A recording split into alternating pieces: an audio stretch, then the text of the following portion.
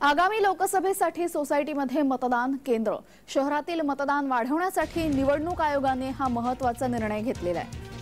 महाराष्ट्रातील मुंबई उपनगर, पुणे, ठाणे, रायगड, नागपूर, पालघर अशा मोठ्या प्रमाणावर शहरीकरण झालेल्या जिल्ह्यांमध्ये मतदान केंद्र हे सोसायटीमध्ये असतील।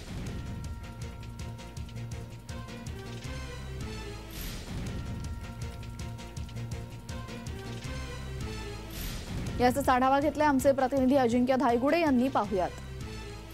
खरं तर केंद्रीय निवडणूक आयोगाचं एक पत्र समोर आलेलं आहे। 16 एप्रिल नंतर लोकसभेच्या निवडणुका कधी होऊ शकतात, परंतु त्यानंतर लगेचच केंद्रीय निवडणूक आयोगाने यावर स्पष्टीकरण देखील दिलेलं आहे।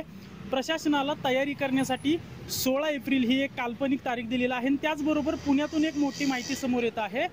पुण्यातील गृहनिर्माण सोसायट्यांमध्ये अशा 36 सोसायट्या आहेत, त्यामध्ये आता मतदान केंद्र जे आहे ती उभारण्यात येणार आहेत। या मागचा उद्देश असा आहे की शहरातील लोक मतदानाला येत नाहीत। खरं तर ग्रामीण भागात मतदानाचा टक्का मोठा असतो, परंतु शहरातील लोक जी आहेत ती मतदानाला येत नसतात आणि तो शहरीकरणातला मतदानाचा टक्का वाढावा याच उद्देशाने आता पुणे शहरात तब्बल 36 नव्याने मतदान केंद्र उभारण्यात येणार आहेत।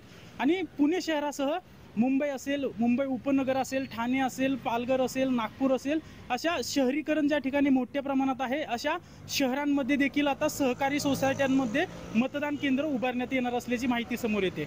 अजिंक्य धायगुडे, जय महाराष्ट्र न्यूज, पुणे।